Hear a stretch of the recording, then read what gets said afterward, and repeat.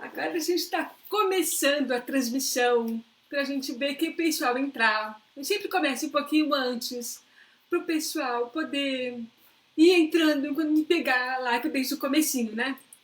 Agora está no Tá. ar, já tem 2 pessoas online. O pessoal estava ansioso para essa live de hoje porque foi mais tarde do que o comum, né? Verdade, verdade. Mas é que eu geralmente gosto de deixar um pouquinho depois da live da Cochlear, porque eles fazem live de sexta-feira, né? E aí eu também quero deixar com um tempo o pessoal tomar uma água, jantar, também não ficar muito em cima uma live da outra. Sim, sim. Para falar a verdade, para mim, eu acabei quase de chegar em casa. Faz 40 minutos. Deu tempo certinho. Sempre ficou presa no hospital hoje, né? Fiquei presa. Me trancaram Sozinha. Que medo. sozinha. Faz parte, né? Trabalhando. Verdade. Bom, eu preparei algumas perguntas para você, que eu vou fazer questão de perguntar, até porque eu quero ter essa resposta na ponta da língua, porque muita gente me pergunta, e eu sou bem enrolada para responder isso. Eu acho que você tem um jeito muito acessível de responder em relação a Uhum. essas perguntas, né? Então vamos começar. Eu gostaria que você se apresentasse para quem não te conhece. Tá bom. Eu sou Ana Paula, fonoaudióloga.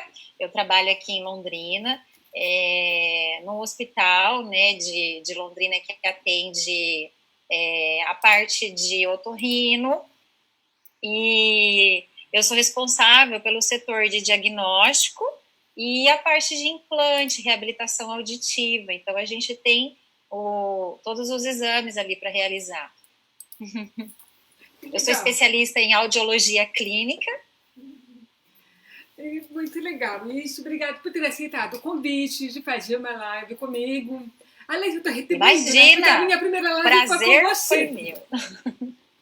Eu que adorei o convite, eu que tenho que agradecer, né? E hoje, eu admito que hoje eu estou especialmente desanimada. Essa live está me botando para cima, porque hoje não vai estar sendo um dia bom para mim. Né? Eu estou desanimada com a situação do país. Embora a pandemia tenha seu lado de reinvenção, tem sido bom. Eu nunca me imaginei fazendo live, nem fazendo entrevistas com profissionais. E eu estou gostando muito desse novo momento, né? De falar com os profissionais, de ouvir e aprender tanto com vocês. É gostoso, a gente está criando habilidades, né, que a gente não fazia parte do nosso cotidiano, né? Isso é muito bom. E conversar também com os médicos, com as fonos, ou com qualquer outra pessoa, para poder as pessoas se sentirem bem, né? A juntar todo mundo, né? Deixa eu perguntar uma coisa, como está a situação aí em Londrina? Vocês estão fazendo cirurgia, estão fazendo mapeamento e ativação, está rolando uma boa? Aqui em Londrina, as cirurgias ainda não. A gente está fazendo atendimento com mapeamentos, né? As audiometrias, os exames, a gente já voltou a fazer. É claro que tem aquelas condições, né? A gente está tomando todo o cuidado, está atendendo o paciente com um horário mais estendido para não ter acúmulo de paciente dentro da recepção. Então, devagarinho a gente está voltando, mas cirurgias ainda não. Entendi. A primeira pergunta que eu vou te fazer é assim: um paciente procura uma fonoaudióloga, uma equipe multidisciplinar, e obviamente ele vai passar por uma fonoaudióloga para poder ser avaliado para o implante. Quais são os exames padrão que uma fono pede para um paciente pequeno ou para um paciente grande? Se tem diferença de exames, se vocês pedem os mesmos exames, como que é a avaliação? Sim, a gente tem que seguir um protocolo, né?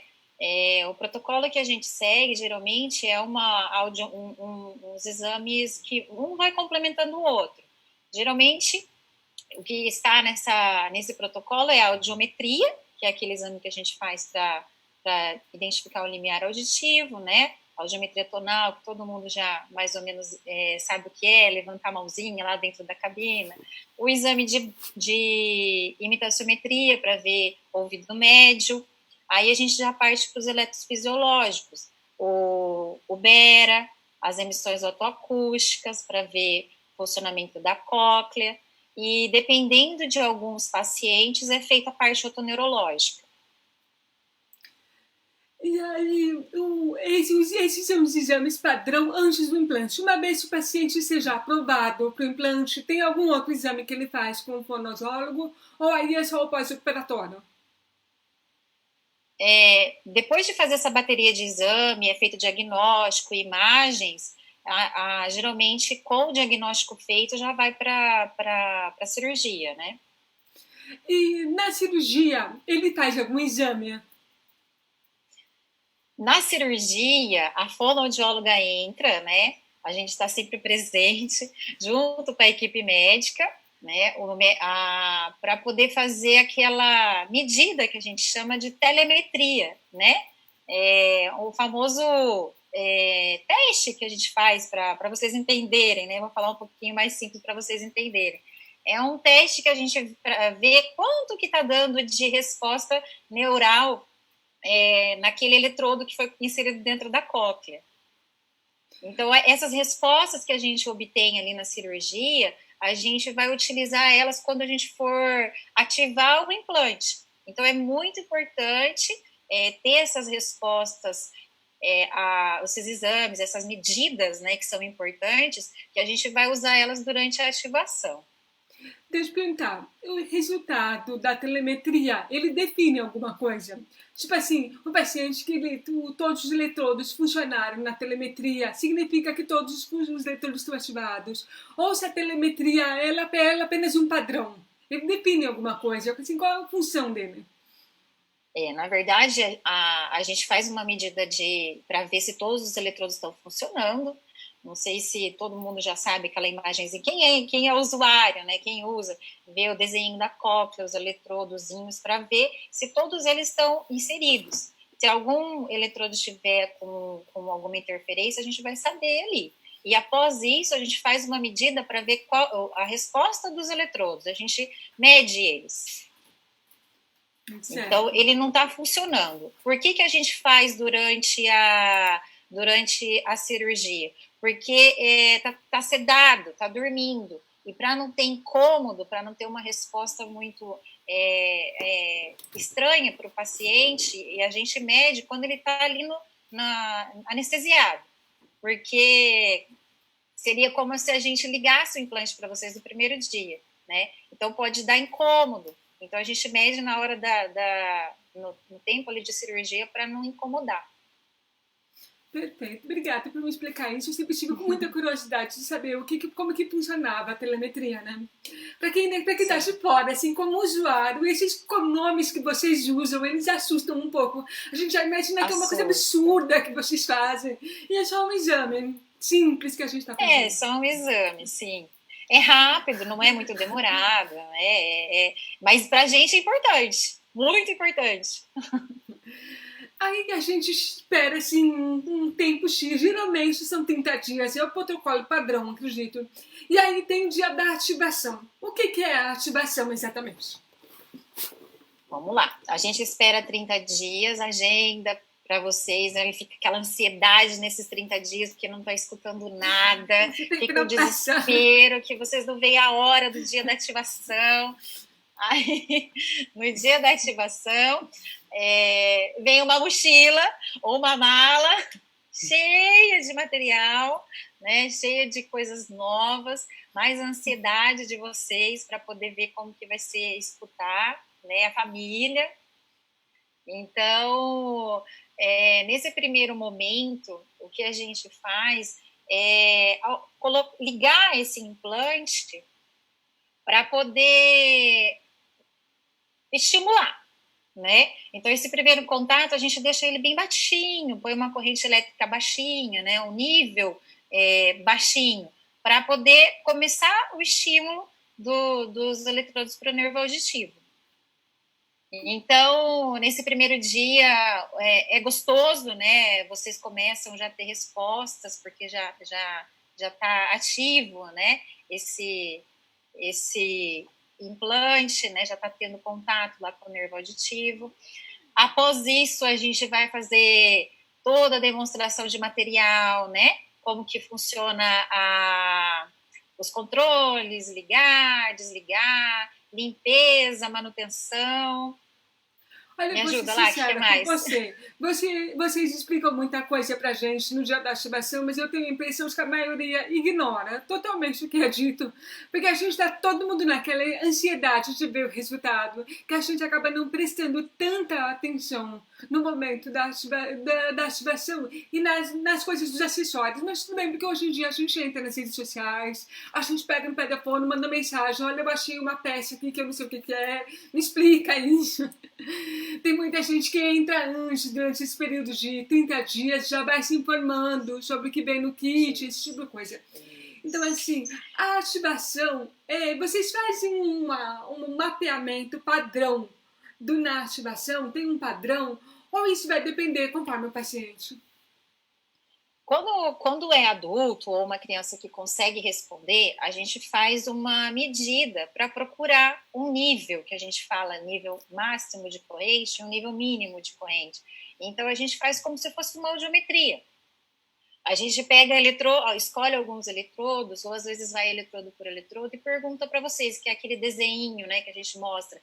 Tá forte, mas tá agradável? Tá doendo? Tá muito alto?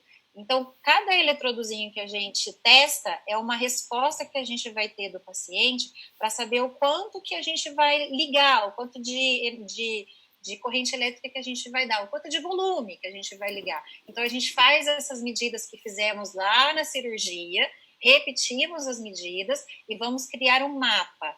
Para criar esse mapa, a gente procura, então, as respostas do níveis máximo de conforto e o mínimo de conforto.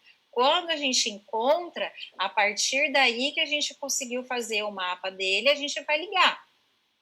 Aí a gente vai ativar esse implante. Esse primeiro momento que a gente ativa, a resposta do paciente é importante. Quando é criança, é um pouco mais difícil, mas a gente consegue ter um padrão para a gente poder iniciar esse estímulo. E agora ficou claro? A gente ativou. Aí a gente vai fazer o primeiro mapa, geralmente de 1 a 3 meses depois, né? Varia conforme o centro, conforme a fono. E aí a gente vai fazer o primeiro mapa. Tem muita diferença entre o primeiro mapa e a ativação? Ou é tudo a mesma coisa? Na verdade, a gente ativou já seria o primeiro mapa. Esse primeiro dia, geralmente, na ativação, a gente já faz 4 programinhas. Lembra que fica P1, P2, P3, P4? Né? Geralmente, isso vai de centro para centro. Mas no próximo... Você quer me perguntar? Eu fazia um comentário, porque é muito engraçado. Quando as pessoas ativam, elas acham que P1, P2, P3, P4 é uma coisa padronizada para todo mundo.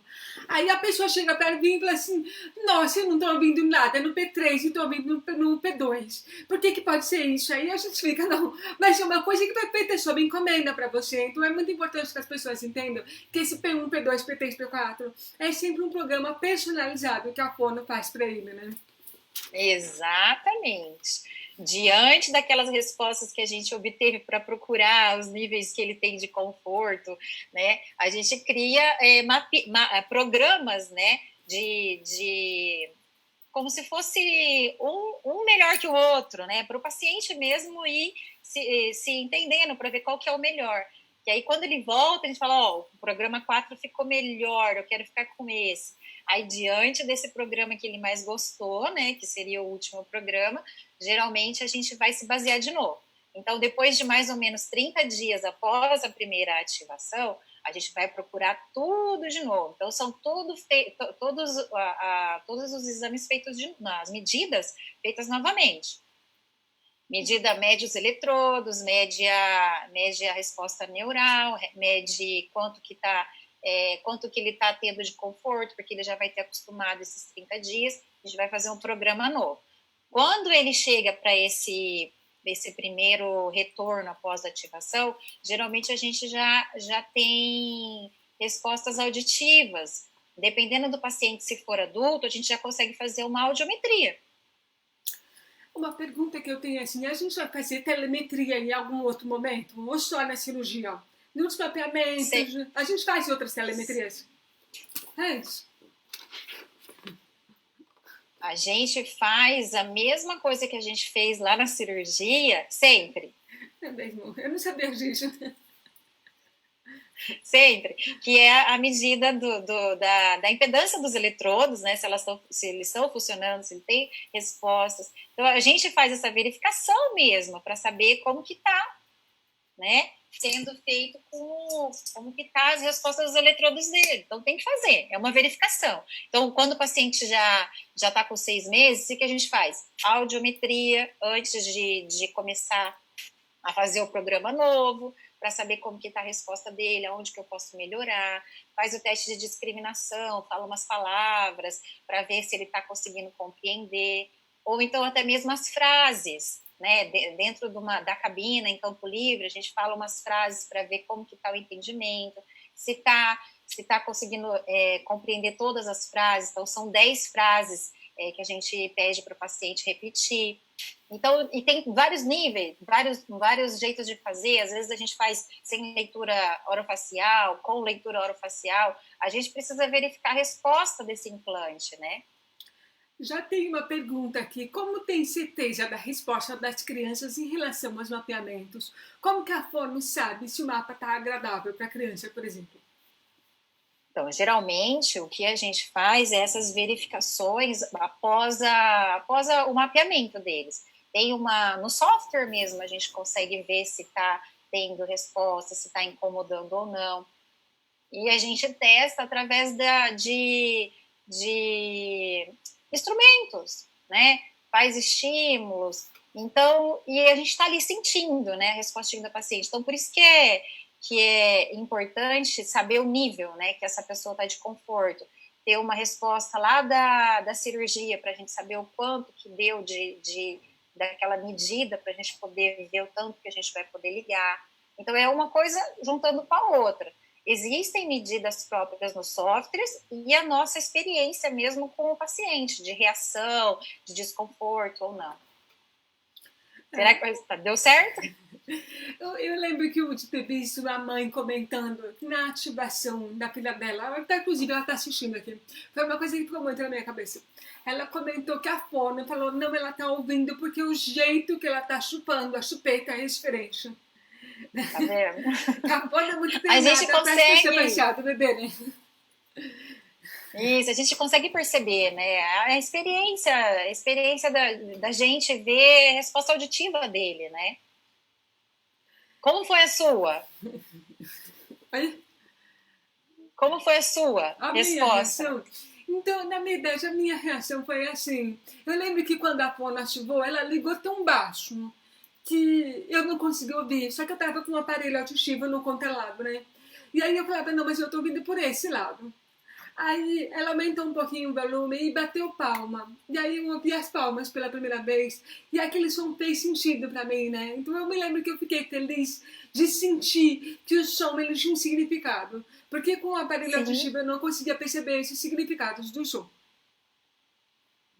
Legal. Aliás, como é, mesmo para adulto, como saber se o mapa ele tá bom? Como é que o adulto, porque às vezes o adulto ele é completamente despreparado para uma situação, como é que o adulto ele sabe que o mapa tá bom para ele?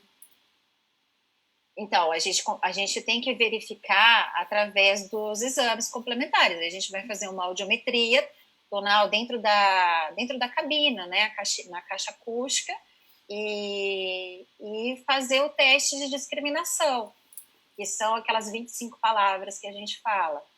Diante da resposta que a gente vai obter desses testes, a gente vai conseguir saber se está bom, se ele está conseguindo compreender.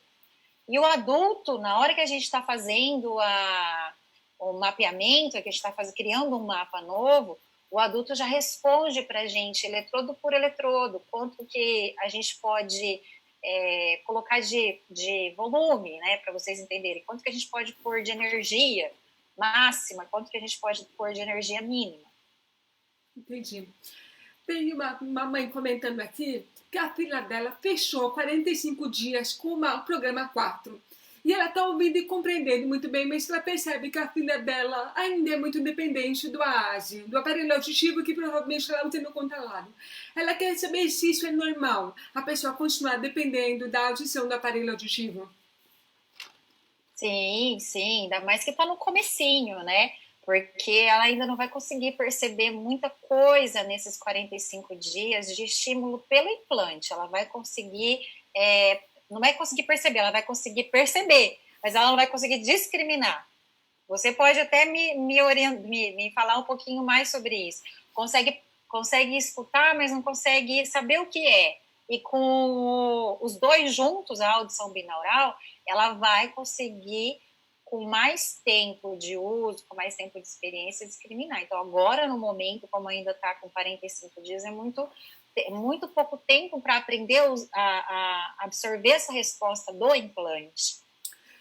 Voltando a essa questão do P4, porque agora ela citou o P4, os mapas, o P1, P2, P3 e P4, eles são sempre assim, do mais baixo para o mais alto, do mais volume. Qual é a diferença, assim, padrão do P1 para o P4? Você tem alguma, assim, uma escala que vocês fazem?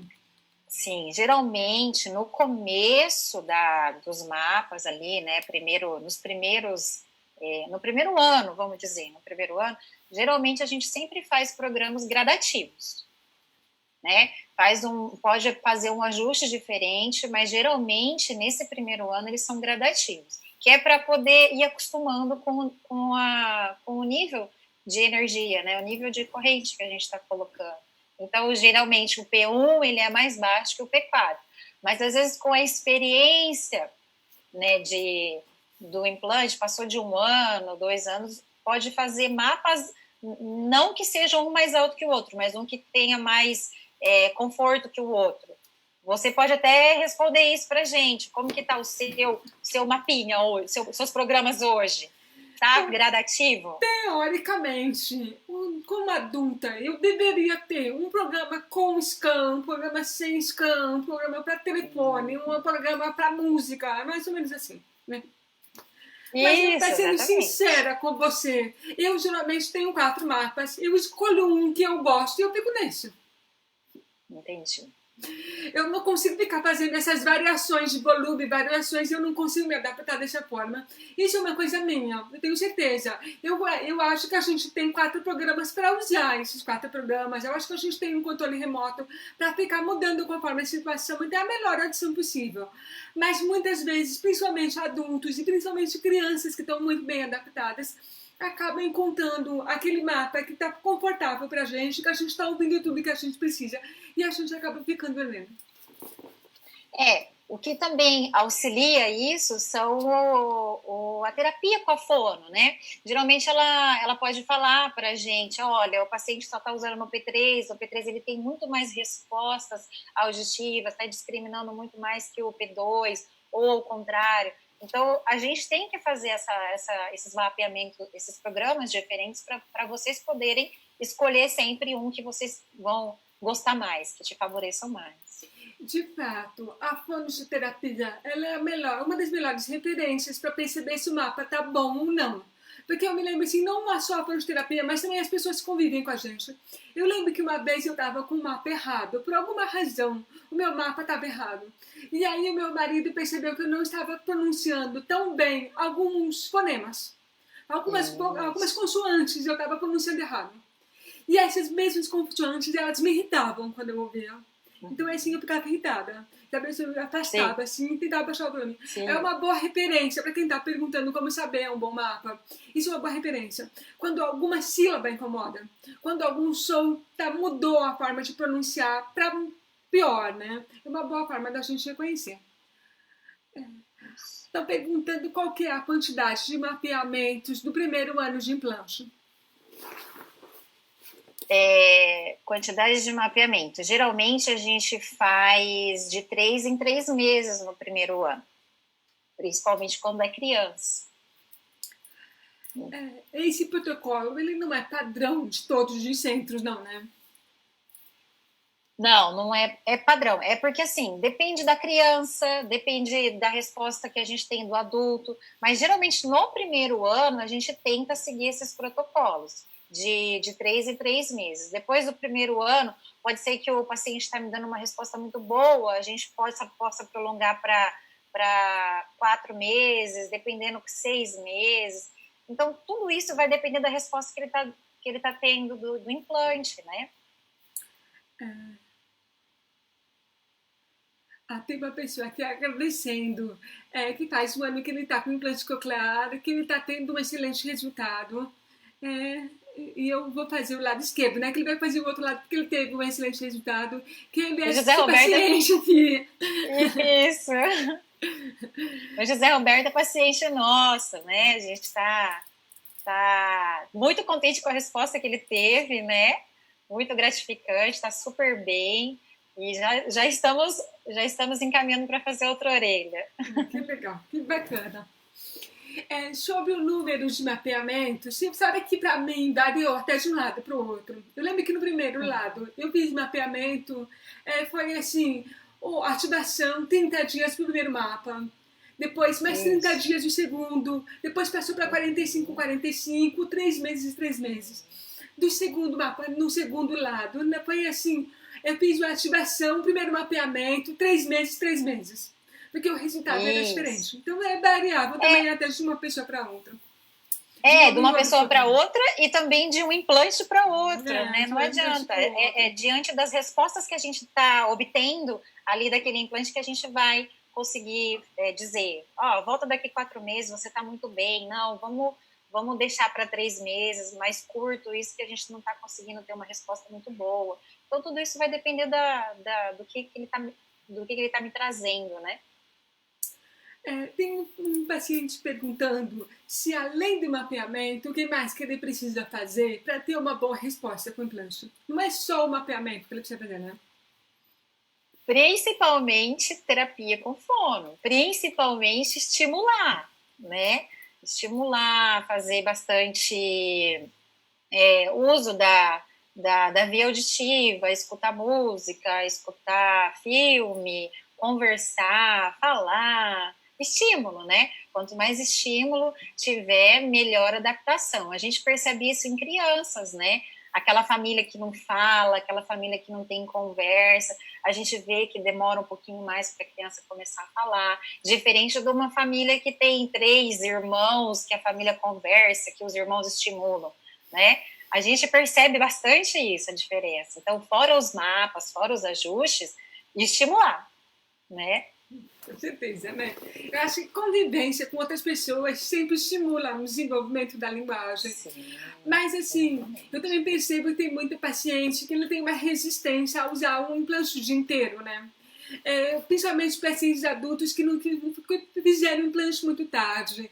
Aí no começo eles têm aquele negócio, eu usei durante 6 horas, será que isso tá bom? Aí tem outra pessoa que fala, eu uso durante 18 horas por dia.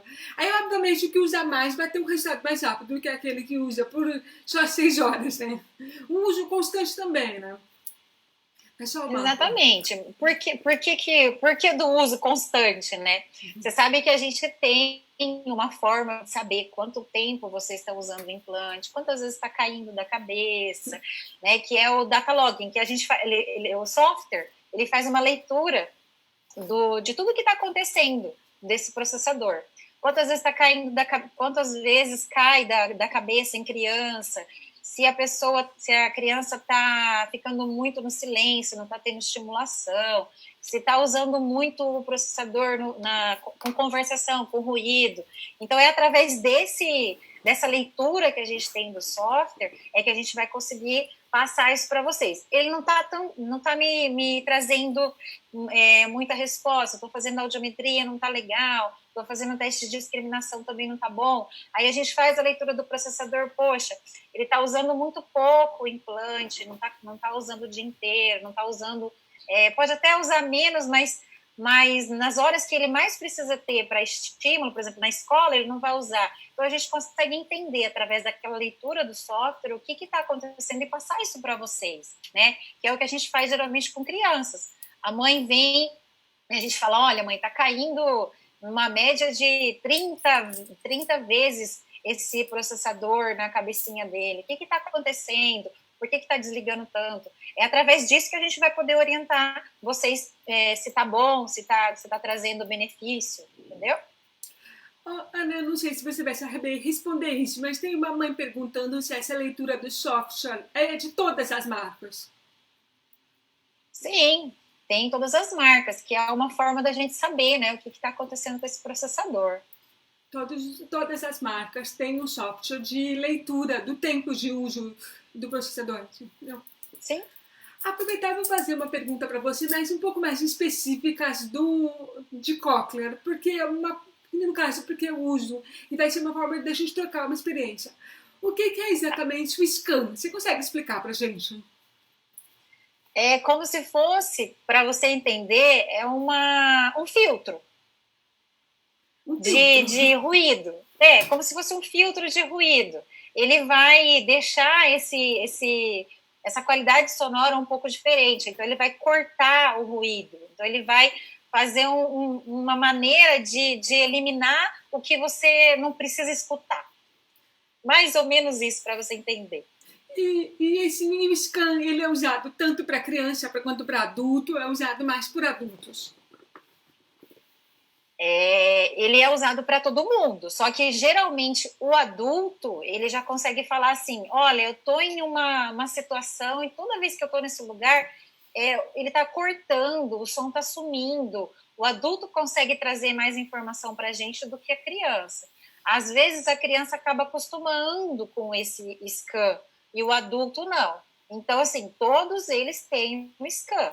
Também, da mesma forma, a gente vai deixar ativado ou a gente vai deixar desativado através da resposta que ele está me dando. Entendi. E o uso de acessórios, como, por exemplo, acessórios como o sistema EPM ou o Menemite, isso influencia no mapa? Vocês fazem mapeamentos especiais para serem usados com acessórios ou não? Se a gente faz medida, não entendi. Se vocês fazem um mapeamento, assim, eu quero dizer o seguinte, pense numa criança em idade escolar, que ela vai usar o Menemite, por exemplo, vai usar, ou o sistema EPM, e vocês fazem um mapa especial para ser usado como acessório de transmissão? Ou é o mesmo mapa que ela usa normalmente? A gente pode fazer um mapa diferente, pode fazer. Isso vai depender da resposta que a criança está me trazendo. Se ela está usando legal, com aquele programa 1, no programa 1, o microfone vai ficar naquele ali. Senão a gente pode preparar um programa específico para ele, para essa situação. Legal. E você recomenda que para o paciente ele usar ou não um determinado acessório, fica a critério da fono, ou geralmente fica a critério do paciente optar pelo uso de acessórios? Os acessórios, eles são utilizados mais para benefícios para vocês, né? Por exemplo, eu quero escutar uma televisão hoje, o Núcleo 7, por exemplo, né? Que é um aparelho que já tem a conectividade. Eu quero escutar a TV direto no meu implante sem incomodar a minha namorada com aumento de volume. Opa, vai ser perfeito para mim, o acessório de TV ligado na televisão só direto na minha orelha. Agora, tem criança que usa direto na escola, é importante, super, o som da professora vai vir direto no processador dele. Então, assim, vai do benefício que vai trazer pro usuário, entendeu? É bom usar? É ótimo usar, vai ajudar, vai melhorar a qualidade sonora, só que tem gente que não vai conseguir se adaptar com isso. Então, precisa de orientação. A terapeuta está ali para orientar, a gente está ali para orientar, para poder usar esses acessórios que foram feitos mesmo para poder ajudar vocês a terem benefício com o processador. Entendeu? Tem uma mãe fazendo uma pergunta bem interessante. Que o filho dela está feliz com o mapeamento e ele não aceita que a fono mexa muito no mapa. Ela quer saber se é importante mexer no mapa, se uma vez que a pessoa está confortável com o mapa. É necessário fazer esse mapeamento todo ano? Então, Tá aí as verificações que a gente faz, né? Se a resposta tá ótima, a audiometria tá perfeita, ele está tendo um ótimo resultado, ele gostou desse mapa, para que a gente vai mudar? A gente vai consultar, a gente vai poder fazer uma verificação se está tudo bem, né? É que tem aquele famoso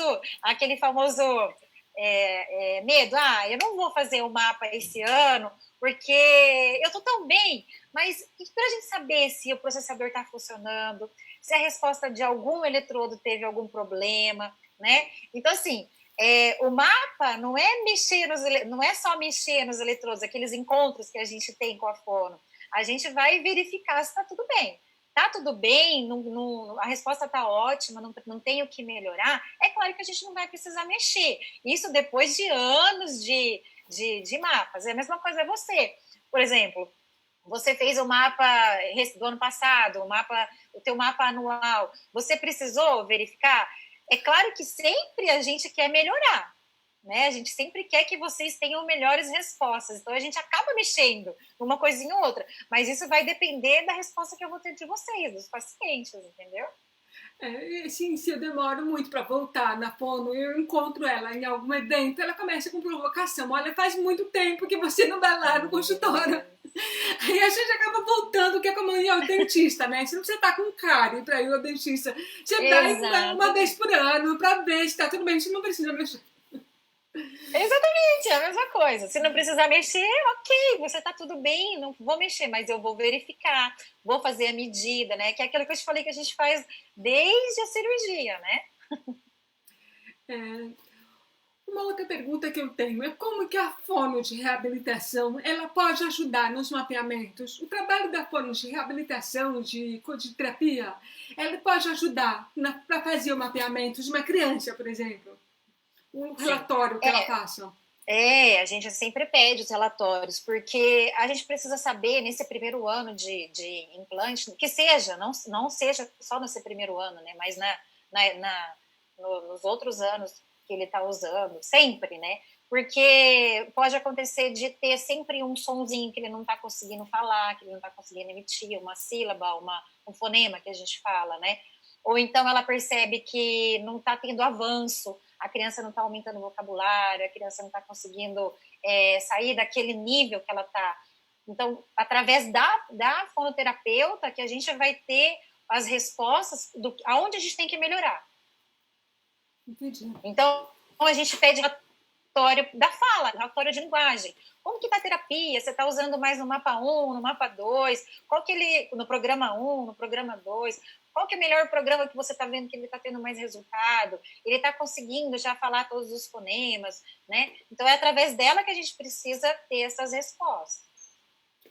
Uma pergunta muito comum de mães é saber, principalmente no começo, como que eu sei que o mapa tá bom pro meu filho. Porque, obviamente, a fono vai fazer o melhor mapa possível. Mas quem vai ficar com a criança em casa a maior parte do tempo, vai provavelmente vai ser a família. Então, como que os pais podem observar se aquele mapa realmente está atendendo a necessidade da criança? Por que você sugere que os pais prestem atenção para saber como que está a evolução da criança? A gente vai saber o desenvolvimento da criança, se ela está conseguindo, por exemplo, te escutar sem fazer a leitura orofacial, te escutar ela no ruído. Será que quando eu ligo a televisão, eu chamo ela escuta? Será que ela só me escuta quando eu estou no silêncio, que não tem ninguém conversando? Será que ela só responde quando ela está olhando para mim, fazendo a leitura orofacial dos meus lábios, né? Se ela está conseguindo perceber isso? Então, são os sons do Ling, que geralmente a gente ensina as mães a fazerem, né? Para ver se está funcionando, se o implante está respondendo. Agora, quando é criança, a gente vai saber ali da respostinha dele. Chamou, ele não escutou, ele não está conseguindo aumentar o vocabulário. Então, é através disso que a gente vai conseguir dar a resposta para eles, né? Qual que é o tempo padrão para a criança começar a responder o nome dela? Qual é o tempo esperado, assim? Por exemplo, tem mãe que fala assim, meu filho ativou ontem e ele ainda não está atendendo o nome dele. Aí a gente fala, mas no dia seguinte não. Mas qual é o tempo, mais ou menos, para a mãe considerar normal o filho dela demorar para responder Ou um chamado do nome, por exemplo. Isso também vai depender de quando essa criança foi ativada, com que idade, né?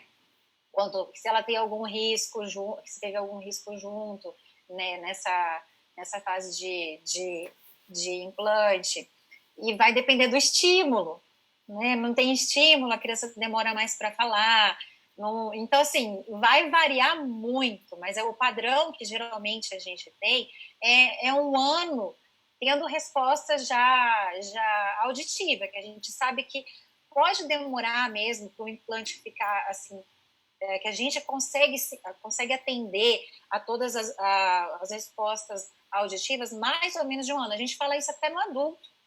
Quando que eu vou ficar bom? Quando que eu vou conseguir discriminar? Quando eu vou falar para você, olha, hoje eu estou contente com o meu implante coclear?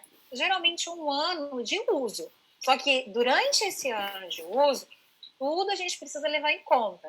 Quando que ele foi implantado, se ele já falava antes de implantar, se ele perdeu a audição depois, se foi feito com 8 meses, se foi feito com 2 anos, se ele estima, se a criança vai para a escola, se a criança só fica em casa com o pai e a mãe, não conversa muito. Então, tudo vai depender. Tem uma mãe que tá contando uma coisa aqui, assim, eu fiquei até com inveja da filha dela, tá? A minha filha quer barulho o tempo todo. Quando eu desligo a TV, ela vai e liga de novo porque ela gosta daquele barulho de fundo. Ela quer saber se isso é normal. Normal, não é normal? É que ela tá gostando do som. Ela quer som, né? Ela quer escutar. Eu ela odeio barulho de fundo. Odeio. Então vamos falar assim, aproveita que ela tá usando, aproveita que ela tá pedindo som e deixa para quando ficar mais experiente, não ter desconforto, né? Eu admito que o barulho de fundo, principalmente TV ligada, pra mim é uma assim, eu acho quase que uma tortura. Eu sei que eu tenho que acostumar com esse som, mas é uma das coisas que me faz tirar o implante durante o dia, ou então me conectar pra ouvir música, é o ruído de fundo, que eu sei que o ouvinte adora. Então a mãe que tá perguntando, eu vou dar a minha opinião de usuária. Você já deu sua opinião de fone, eu vou dar a opinião de usuária. Olha, sua filha tá num ótimo nível de audição, porque ela já tá tendo às vezes manias de ouvinte. Então fiquei muito feliz com o resultado dela, porque eu tenho 10 anos de implante e não consegui isso ainda.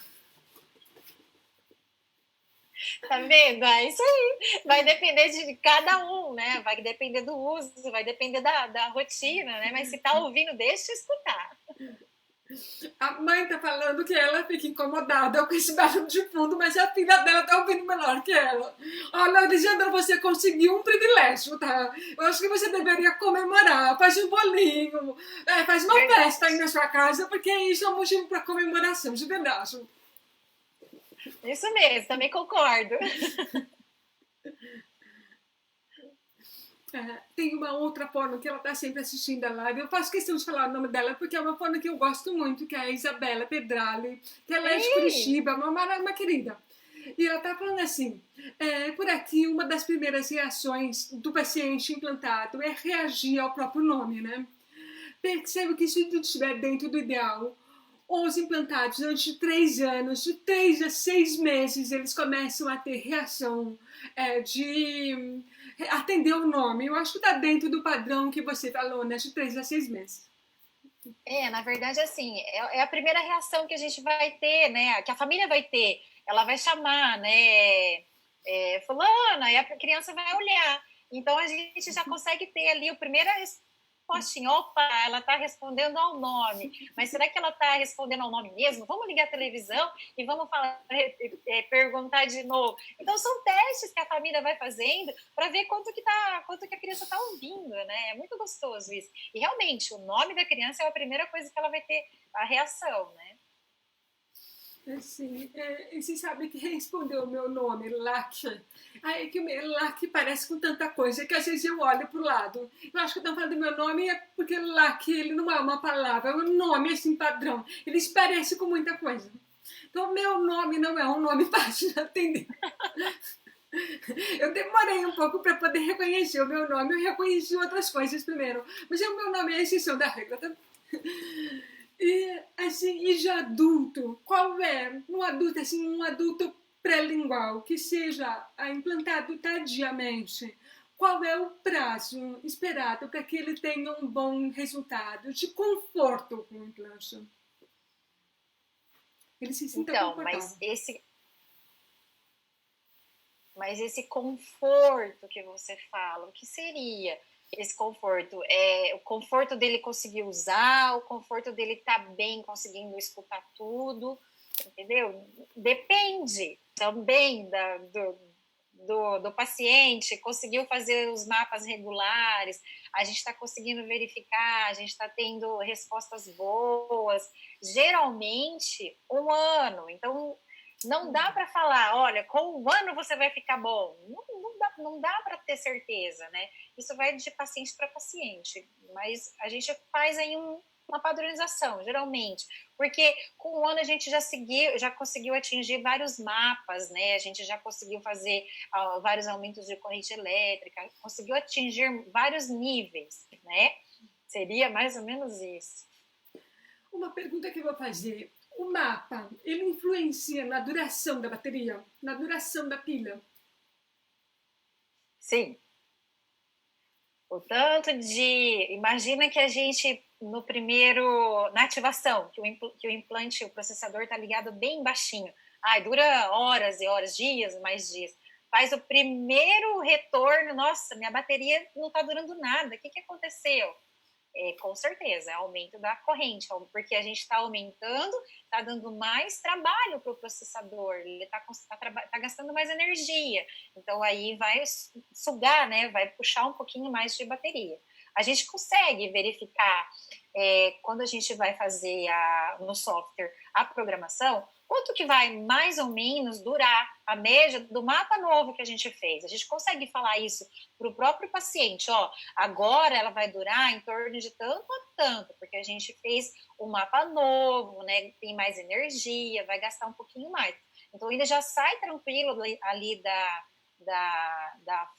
do mapa novo, sabendo quanto que ele vai gastar de energia. Uma pergunta que eu fiquei curiosa já ouvi algumas pessoas falarem, nunca aconteceu comigo, mas eu gostaria de saber se isso existe mesmo. Existe até o paciente, assim, o processador perdeu o mapa por alguma razão, alguma coisa, apagar o mapa do nada. O que poderia causar isso?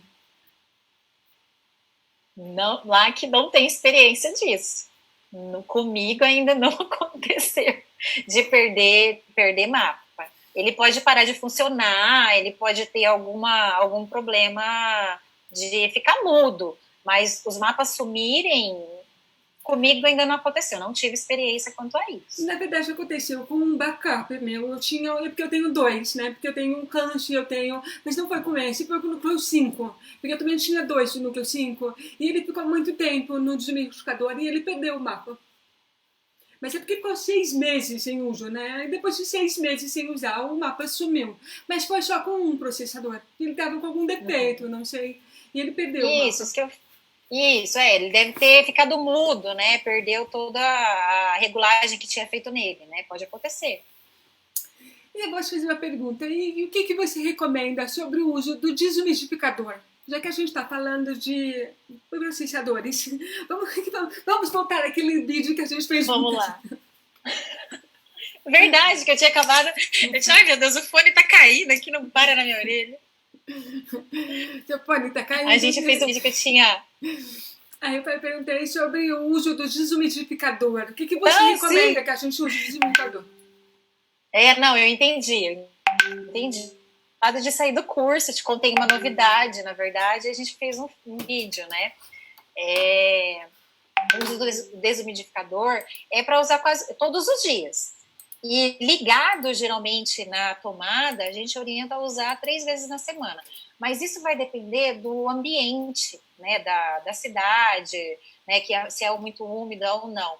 E o importante a gente fazer é, após a retirada do desumidificador, passar a flanela para tirar tudo que aquela sujeira que o desumidificador puxou. Vocês lembram que a gente fez um vídeo exatamente disso, né? Que nem você sabia que tinha que passar a flanelinha para limpar depois que o processador fica no desumidificador. Então, recapitulando, todo dia, ligado na tomada, 3 vezes e não esquecer de trocar a pastilha, que vence de 2 em 2 meses. Perfeito. A Isabela está falando que já aconteceu com o paciente dela de ter perda de mapa. Esse perda, por exemplo, ele passou perto de um portão elétrico e ocasionou uma perda de mapa. Não realmente que você deu sorte, nenhum paciente aconteceu com você, mas de vez em quando, assim, bem raro acontece, né? Por exemplo, uma coisa que falam que influencia no mapa é pórtico de aeroporto. Que a pessoa passar no detector de metais do aeroporto. Olha, nunca aconteceu assim comigo, mas pode acontecer. Tem uma pessoa perguntando disso. Se a porta giratória de banco, ela pode interferir no programa do programa. Não é para interferir, né? Não é para acontecer nada, né? Ele é só para avisar, né? Que tem o processador ali, mas não é para danificar nada, não é para acontecer. Se acontecer, tem que procurar a parte para poder verificar, a parte técnica, né, para poder verificar o que está acontecendo. Lisandra, agora eu respondendo para ela por experiência. Portas de banco eu passo, tá? Eu não passo na de aeroporto. Eu não acho recomendado porque é muito mais forte. Portas de banco eu passo. Nunca aconteceu nada. Não é uma coisa que eu recomendo que todo mundo faça se a pessoa não estiver confortável com isso. Se ela tiver medo de passar. Se a fono não recomenda passar. Eu sempre falo, obedeça o comentário que a sua fono fez. Eu não sou ninguém para dizer para você, olha, pode fazer porque eu faço. Agora, nunca aconteceu comigo. Mas te deu algum desconforto no aeroporto? Aeroporto, eu tenho um pouco mais de medo, porque eu já dei aula em aeroporto. E eles falaram que às vezes o pórtico está ligado no máximo, porque eles fazem para testes. Quando ele está ligado no máximo, ele pode sim causar algum tipo de interferência, então não é seguro. Então no aeroporto eu não passo. Agora banco é bem difícil, porque o banco ele está mais para baixo, né? O que a gente orienta sempre é usar carteirinha, né? Para a pessoa saber que você é usuário de um processador, que você tem um implante, né? Por isso que a gente sempre orienta usar aquilo lá o tempo todo na carteira, com ele, né? Um documento. Usar a carteirinha, pedir para abrir a porta lateral, mas fica a critério da pessoa. Eu sou uma pessoa muito impaciente, então eu passo, mas eu passo assumindo os riscos. Eu moro em São Paulo capital, eu moro perto do centro, então para mim fazer um mapeamento é diferente. Só a pessoa que mora no interior tem que se locomover até a capital para poder fazer mapeamento, tudo certo. Eu sempre falo, assim, a forma de mapeamento é a pessoa que vai te aconselhar, não me peça conselhos. Isso, exatamente. Pessoal, vocês têm mais alguma dúvida? Porque as minhas dúvidas, a Ana Paula já esclareceu todas. Se vocês tiverem mais alguma dúvida, a gente está mais alguns minutos aqui. Se você quiser complementar, se não tiver perguntado alguma coisa, Ana, fica à vontade também para falar. Eu acho que a gente comentou tudo, foi muito legal, falamos bastante de tudo, conseguimos recapitular tudo, né? E essa parte que eu estava falando também do desumidificador, da manutenção mesmo, né? Os próprios, dependendo do convênio, o próprio plano de saúde está ajudando, né? Já a compra de pilha, compra da manutenção do implante. Então, é legal a pessoa sempre ir atrás, ver como que funciona isso, para não deixar acontecer de ter a falta da manutenção no processador. Muito bom. E é um bom conselho que você tem dar, né? Fazer a manutenção pelo menos uma vez por ano, ou a cada 2 anos, você mandar para assistência técnica. E eu sei que não é um conselho que a maioria consegue acatar, porque o tempo que ele está na assistência técnica é o tempo que você vai ficar sem ouvir.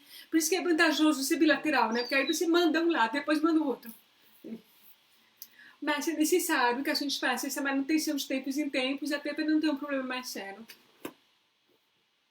Porque depois que acaba a garantia, começa a ficar tudo mais caro, né? Começa a ter muita despesa. Começa a dar muito mais problema também. Geralmente, durante a garantia, ele não dá nada. Acabou a garantia, começa, como todos os eletrônicos. Eu não entendo. O eletrônico, ele deve saber. A garantia vai acabar amanhã, então eu vou dar problema.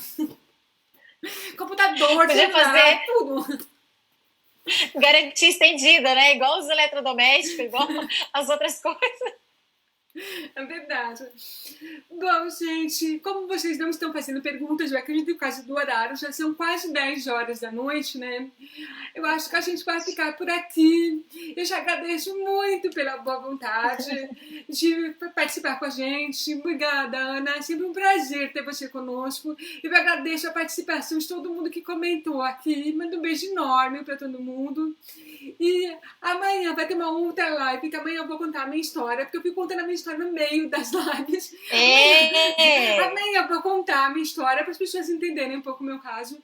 Mas eu acho que a gente ainda faz outras lives juntas, porque a gente tem muita coisa para conversar, né, Ana?